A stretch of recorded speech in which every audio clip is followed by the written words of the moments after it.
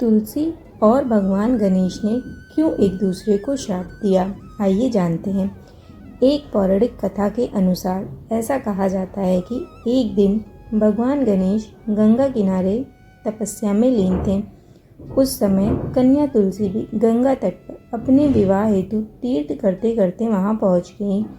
इस दौरान तपस्या में लीन भगवान गणेश रत्न जड़ित सिंहासन पर बैठे थे।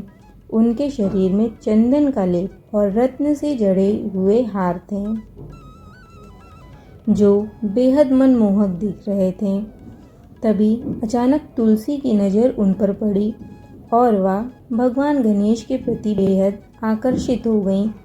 ऐसे में तुलसी जी ने भगवान गणेश को तपस्या से भंग कर दिया और उन्हें विवाह का प्रस्ताव दिया।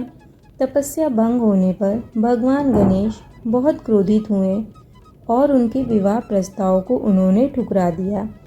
इसके बाद भगवान गणेश के ठुकराए प्रस्ताव से क्रोधित होकर तुलसी जी ने उन्हें श्राप दे दिया।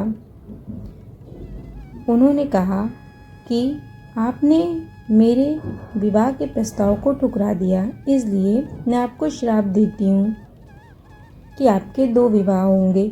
उसके बाद गजानन ने भी तुलसी को श्राप दिया कि उनका विवाह एक असुर से होगा। इस श्राप को सुनते ही तुलसी जी माफ़ी मांगने लगी।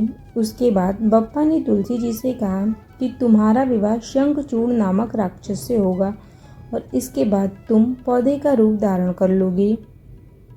उन्होंने यह भी कहा कि कलयुग में तुलसी मोक्ष और जीवन देने वाली साबित होगी, लेकिन मेरी पूजा में तुम्हारा प्रयोग नहीं होगा। इसलिए भगवान गणेश की पूजा में तुलसी का प्रयोग नहीं होता है। हिंदू धर्म में तुलसी सबसे पवित्र मानी जाती है और इसका इस्तेमाल भी पूजा सामग्री में किया जाता है। वहीं भगवान विष्णु को तुलसी बेहद प्रिय है। उनकी पूजा बिना तुलसी के अधूरी मानी जाती है।